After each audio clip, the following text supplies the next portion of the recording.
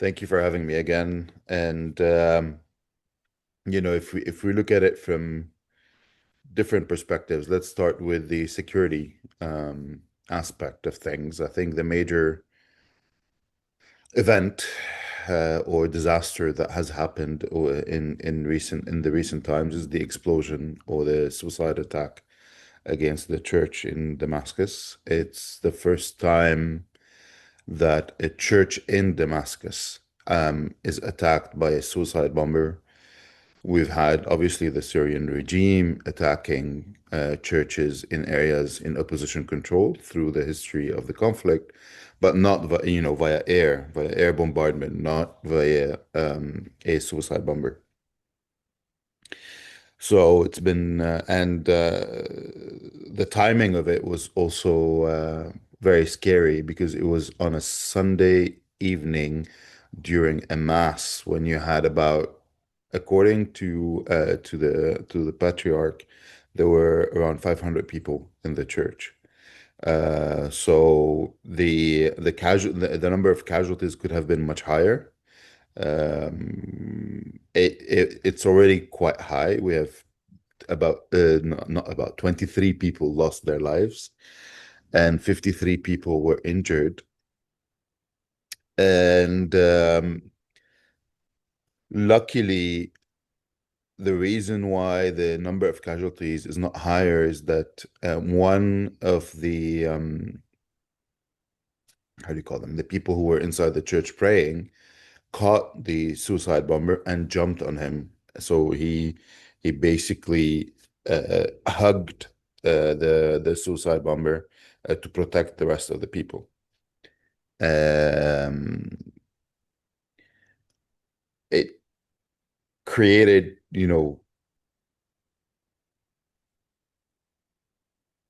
an intense moment of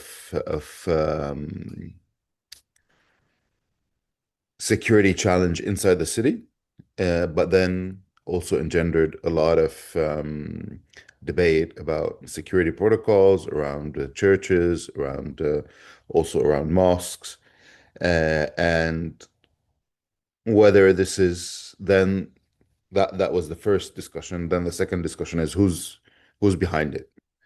The government was very quick at pointing fingers to Daesh, even, caught a group of six the day after the bombing or the suicide attack. But then we had this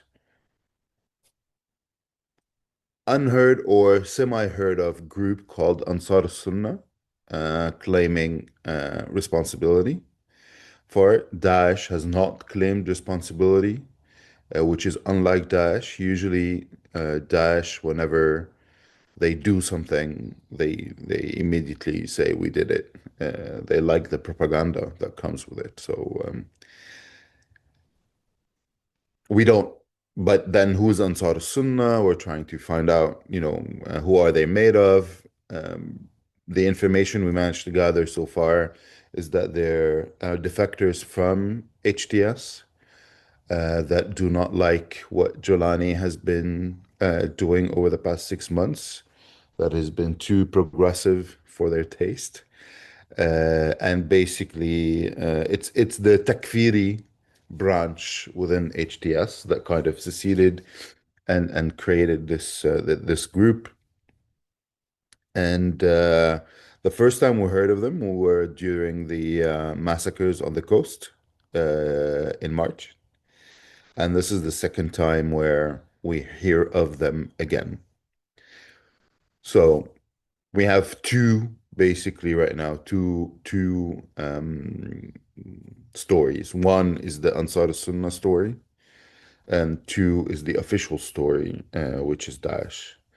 Regardless, it has created an extreme sense of fear, especially among the Christian community, but not only among the Christian community, among anyone that is not a hardcore Islamist in Damascus.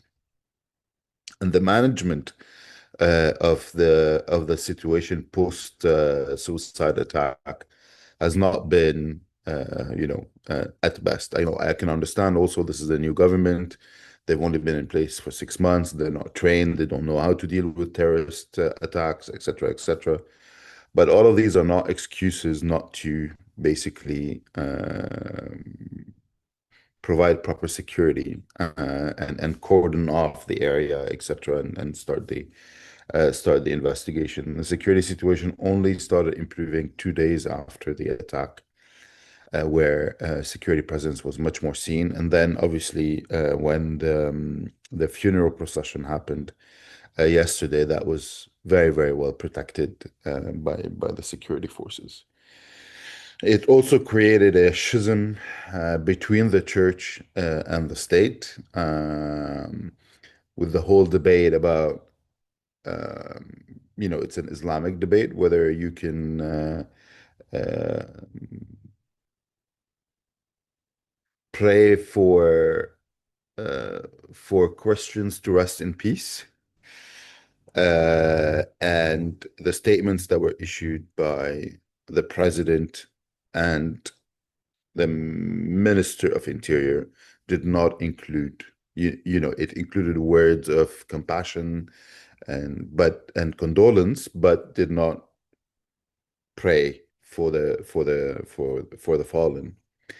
And that, re-inflamed the Islamic or Islamist nature of the current government. That was counterbalanced by other ministers and by the Minister of Waqf himself, the Minister of Religious Affairs, who was basically on the other side and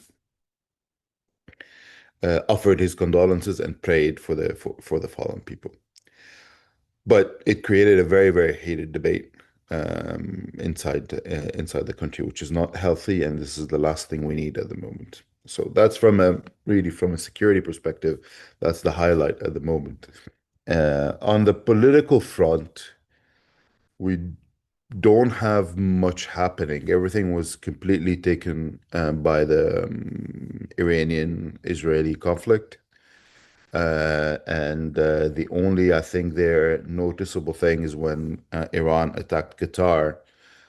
Syria was very quick at condemning the attack normally, and the Sharia called the emir to offer support, etc. Uh, but I think on this specific conflict, they've played it extremely well.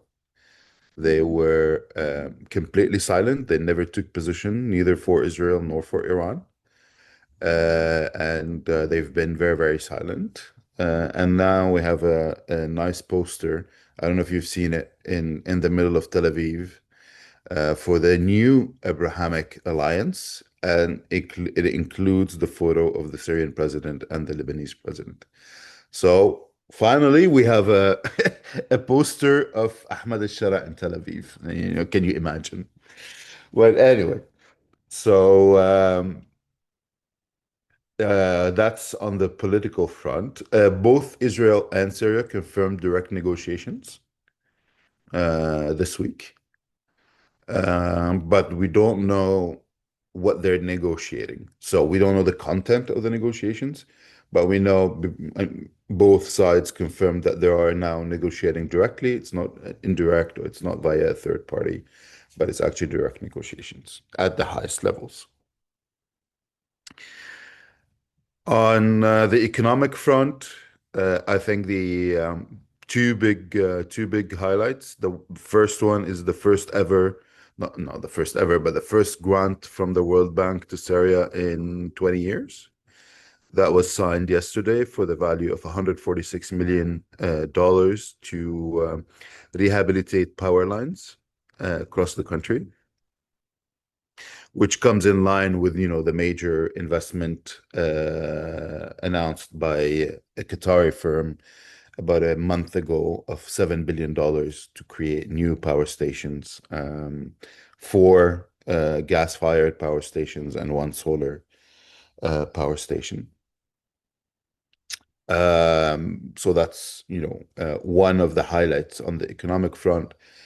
The second one is the announcement of how many companies were established in the past 6 months by the Ministry of Economy. And until 31st of May, 5,700 new companies were registered across the country, which is, quite a large number given. So in 6 months, more companies were registered than in the past 7 years. That's kind of the comparison they were doing. But so far, on the economic front, all we've seen are promises and MOUs. We haven't seen anything being executed yet. So, you have this famous MOU that was signed with the CMA to manage the Latakia port, the MOU signed with DP World to manage the Tartus port, but we haven't seen yet DP World come and do it, or CMA come and do it. So all we've seen so far are those big MOU signatures with a lot of propaganda around them, but nothing is happening on the ground. On the so political, security, economic. On the social front, you had obviously the reverberations of the suicide attack socially, and that, created heated debates, whether on social media or inside Syria. And there's a there's a debate whether whether there's a pattern. Like you started with the Alawites with the coast events, then the Druze with the events in Sueda and in Sahnaya and Jaramana, and now the Christians with the bombing with the suicide attack in Damascus. So is this really part of a pattern of targeting minorities, and we're moving from one minority to the other? Or is this, since it's a suicide attack that is not necessarily related to or orchestrated or managed by the government, is this something apart? So there's a debate on whether those events are linked or not. The other discussion socially is on, big debates on attacks on physical attire, what you can wear, what you cannot wear. There were different incidents where people were stopped for wearing, and men for wearing shorts. But then the government was very quick in basically dealing with the situation, apologizing and saying this is an individual incident that is not government policy to intervene in people's dresses. There was this whole conversation about burkini and what swimwear can be worn on Syrian beaches. That started with a decision issued by the Minister of Tourism that on public beaches you have to wear burkinis, but in 4 and 5 star resorts you can wear, and literally I'm translating, you can wear Western style swimwear. So that created obviously a huge debate about, okay, so if you have money, you can wear whatever you want, but if you don't have money, you have to be Islamic. And it created such a debate that they had to rescind that decision and basically say people are free to wear whatever they want. And we checked, in Tartus and Latakia on whether, there are people that are wearing regular swimsuits, and the answer is yes. Especially during the Adha, the Eid holiday, there were people, on public beaches wearing, regular swimsuits, women and men, because the restrictions in the decision were not only on women to wear burkinis, but also on men to wear shorts that go below the knee and always have a shirt. So you were not allowed to uncover also uh, as a man. So the whole thing was kind of trashed. That's yet again a proof that so far the current regime is responsive to public pressure.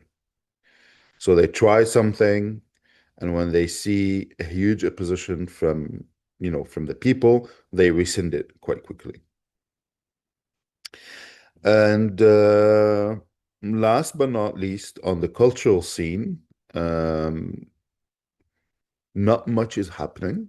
We have, three big, semi-big exhibitions. One at the National Museum in Damascus on the collective memory.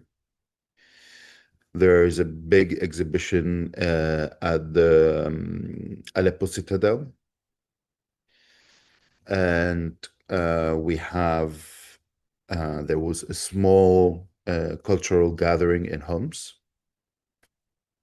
We also have, appointments that are made to cultural centers. So they've appointed, for example, a famous or semi-famous Syrian actor to head the Syrian cinema establishment. They also appointed a new director for the Higher Institute for Theater and Drama, and and they are now discussing the appointment for the musical, sorry, for the Higher Institute for Music. The minister was in France for an extended period, trying to develop a cultural program with the Institut du Monde Arabe. So there was this, kind of an interesting meeting with Jack Long, who's the director of the institute, and they're trying to create some, cultural exchange.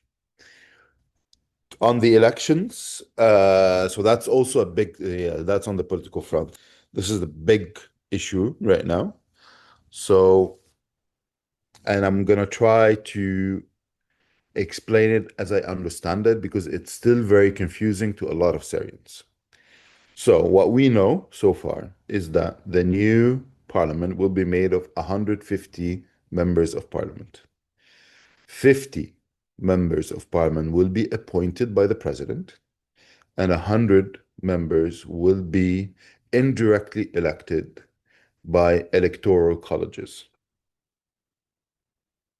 They formed something called the Supreme Electoral Committee.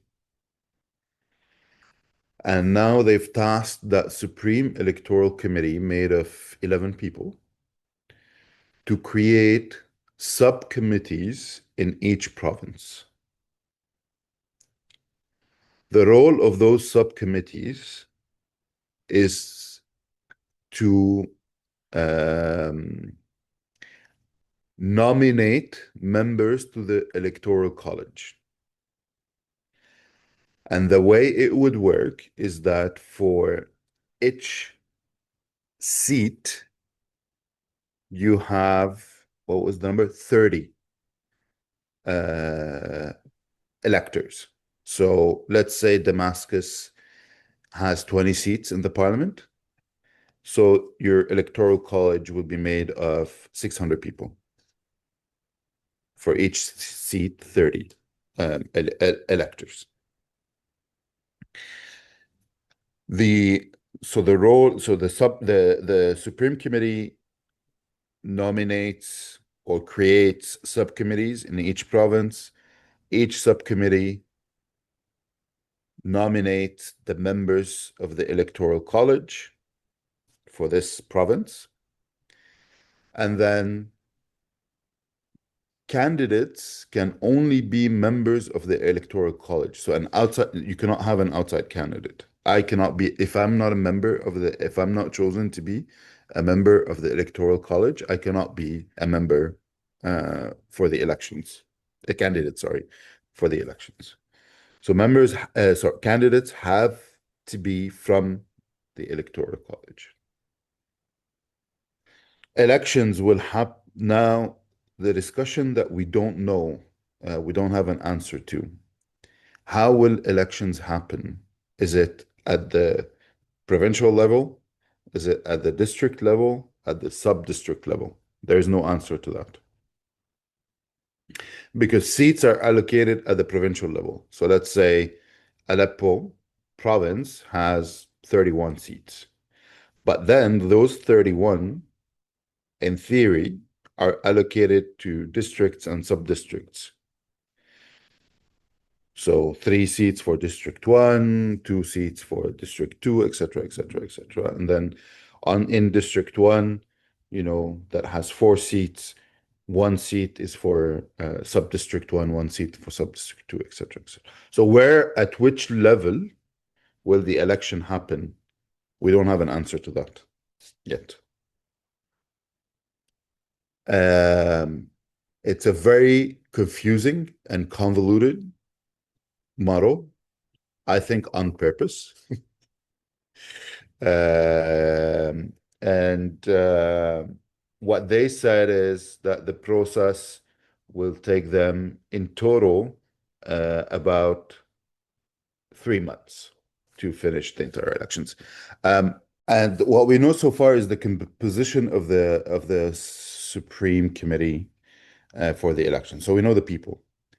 And when you look at the composition, you have one Kurd, one Christian, one Druze,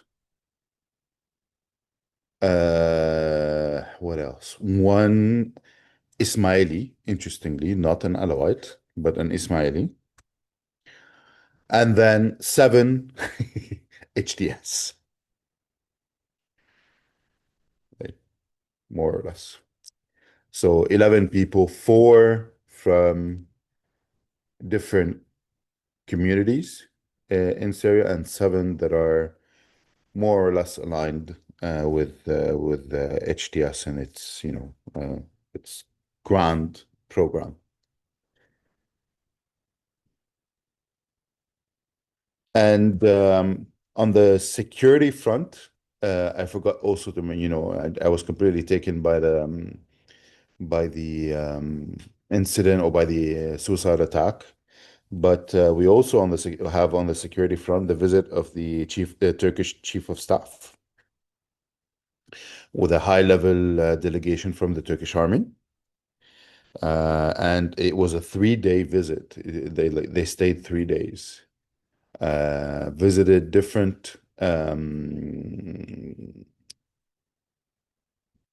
parts of the new military establishment, and there was an MOU signed on training of Syrian, two things, Syrian, um, how do you call it? The infantry and the Air Force.